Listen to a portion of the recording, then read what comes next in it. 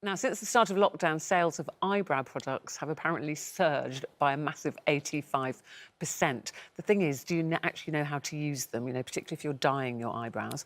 So Bryony thought she'd give us a brow masterclass today. You've always got perfect brows, can I say, Bryony?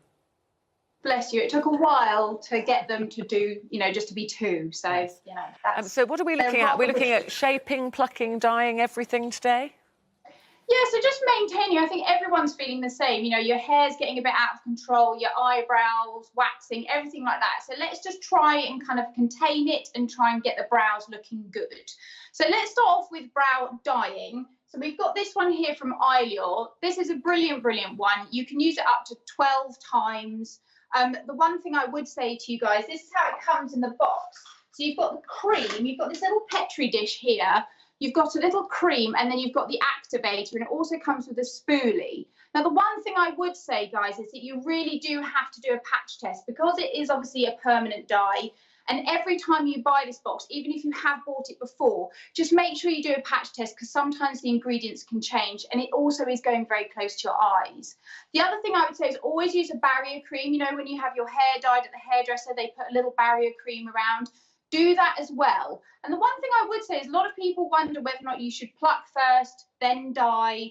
They never really know what to do. So what I would say is always dye your eyebrows first before you pluck, because the good thing about having a hair dye is that it can obviously go onto those little tiny fair hairs that you might actually want to have if you have quite sparse brows to keep them bushy. So what I would do is always dye your eyebrows first, do that, and then you want to go on to the plucking. Now, if you don't have to dye your eyebrows, I'm quite lucky, I've always had quite dark eyebrows, so I don't need to do that. What I would tend to do is it's really important to fill in your eyebrows first, especially if you're a little bit worried that you might overpluck, which we have all done, and we've often taken chunks out of our eyebrows. So the guide for me is to fill in your eyebrows. Now, I've got two of the kind of ideal pencils for myself, but it's a personal preference. This one here is a really small little micro-defined one. This one's from Clinique. Now, I really like this one because you can draw in kind of mimic hairs and really go with your natural hairs for your eyebrow. And then the other one I've got, if you've got slightly more sparse eyebrows, is this one from NYX.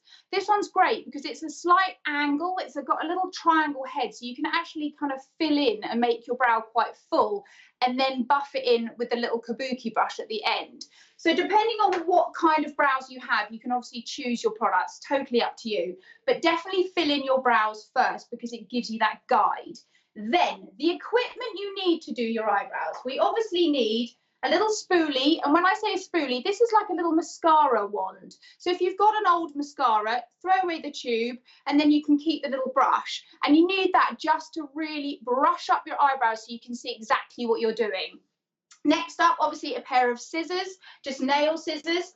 Then obviously a good set of tweezers. Now, I particularly like these ones. These ones are from Tweezerman, and the reason I like them because they've got a little light, which is so good, because no matter what people say, yeah, but I don't know about you, Ruth, but I always have a pair of tweezers in my handbag, so pretty much anywhere I am, I will tend to get out and have a little pluck, so it's quite handy to have. Remind me not to sit next to you next time we go out for a restaurant. The other thing that I think is a must is what I call the mirror of doom, okay? So this is a magnifying mirror. It's amazing, but it's terrifying. But it's so good for plucking eyebrows because you can see every single little hair. So the first thing you want to do is you take your spoolie and your mirror of doom and you literally brush up all the hairs of your eyebrows, okay? So you can see all the tiny little ones that you need to take off, okay? So, and the way you pluck, people, we do not pluck pulling out like that. We pluck to the side. So very, very gently, you literally get a hold of it right to the root and you just pull very gently. This is not something you're going to do very, very quickly. We do not want to see any of that because that's when you're going to get the little breakage and those little black dots on your eyebrow. So very, very gently go all the way underneath. You're mainly concentrating on underneath your eyebrow. Now, some people say, do you go on top? Do you not? It's completely up to you. I do tend to take the ones that are quite woolly on top to give a little structure, but you don't want to go crazy on top like you do underneath. This is where you're going to get that beautiful arch, and you just want to take off those tiny little ones that are a bit crazy. Now, the thing that I think is brilliant are these brow trimmers. I don't know if you've ever seen these, but these are fantastic for those little baby hairs all around here. And sometimes I actually go into the middle bit here.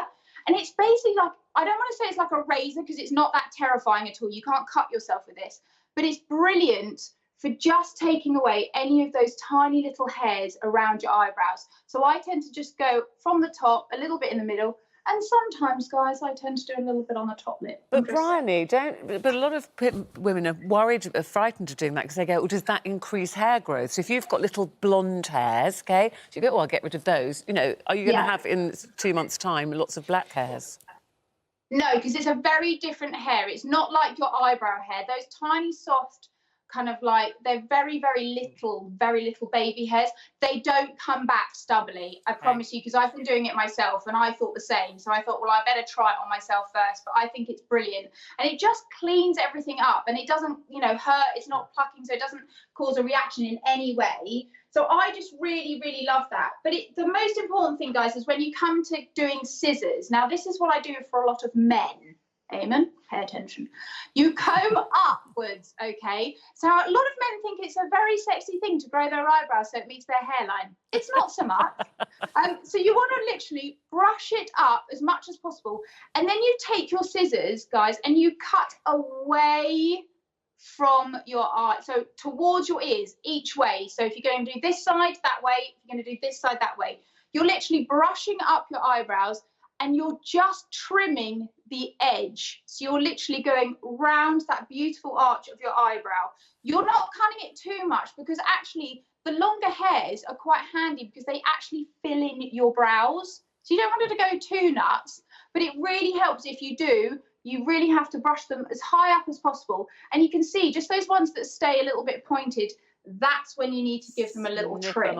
Snip them off. Yeah, just snip them, exactly. But it's one of those things that the most important thing is, mainly with tweezering, that you just very gently pull it. You don't want to do anything too crazy.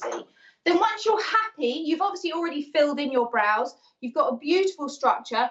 Guys, they're sisters, not twins. They're never going to be the same. You're always going to have one a little bit arched, a little bit, you know, a little bit rounder. That's fine. That's normal. But how I like to maintain mine, particularly, this is amazing. This is BB London, and this is a brow gel, and it honestly holds those eyebrows on point all day. Never moves. I love it. So once you've done your eyebrows, literally comb through that, keeps them in place. You've got beautiful brows. Wonderful. And always remember, they're sisters, not twins. Not twins. Thank you very much indeed.